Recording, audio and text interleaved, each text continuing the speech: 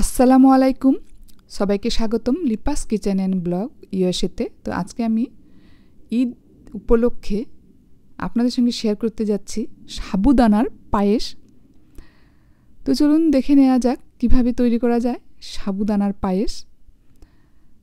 তো এখানে আমি চুলোয় একটা প্যান বসিয়ে দিলাম, প্যানটাকে ভালো করে গরম করে 1 টেবিল চামচ ঘি দিয়ে দিলাম। তো ঘিটাকে হালকা গরম করে হাফ কাপ সাবুদানা দিয়ে দিলাম। তো সাবুদানাগুলোকে এখন আমি 2 মিনিট ভেজে নেব। তো 2 মিনিট ভেজে নেওয়ার পর এখানে আমি পানি দিয়ে দিলাম। তো 3 কাপ পানি দিয়ে আমি ভালো করে এগুলোকে মিশিয়ে নিলাম। তো মিশিয়ে নিয়ে ফুটিয়ে নিলাম। ঠিক এরকম করে ফুটিয়ে নেওয়ার পরে 3 কাপ আমি দুধ দিয়ে দিলাম। তো দিয়ে আমি এগুলোকে আর একটু নেড়ে চেড়ে মিশিয়ে নিয়ে এখানে এখন দিয়ে দিচ্ছি পিঞ্চ লবণ, জাস্ট একটু 1 চিমটি লবণ দিয়ে দিতে হবে। আর 1/3 কাপ ব্রাউন সুগার দিলাম আমি। তো চাইলে যে কোনো সুগার দেওয়া যাবে। তো দিয়ে আমি ভালো করে মিক্সড করে নিলাম, নিয়ে একটু নেড়ে চেড়ে দিচ্ছি। তো সব কিছু নেড়ে চেড়ে দিয়ে আমি 25 মিনিট রাখবো। তো মিডিয়াম ফ্লেমে রেখেছি। আর এর মধ্যে আমি এখন মিক্স বাদামগুলো ভেজে নিচ্ছি। তো 1 চা চামচ ঘি একটা প্যানে দিয়ে দিলাম। প্যানটাকে খুব ভালো করে গরম করে নিয়েছি, নিয়ে আমি এখন মিক্স বাদামগুলো ভেজে নিচ্ছি। মানে এখানে সব রকমের বাদাম আছে, আর যে কোনো বাদাম দেওয়া যাবে। তবে এই বাদামটা দিলে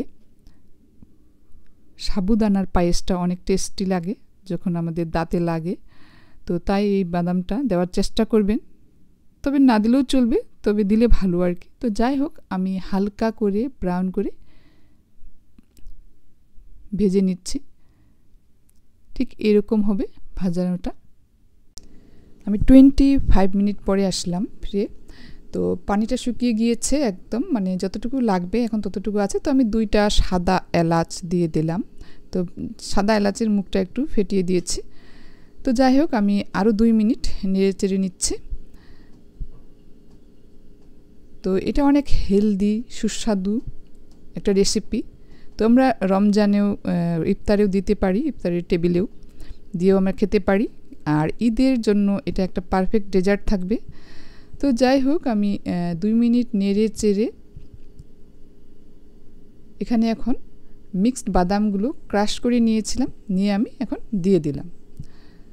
তো দিয়ে আরেকটু মানে 2 মিনিট আরও নেড়ে চেড়ে এখন আমি এটাকে পরিবেশন করব।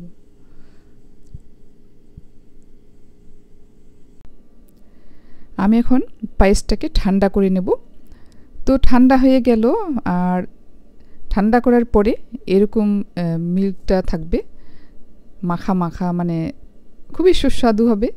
তো যাই হোক, আমি পরিবেশন করব এখন।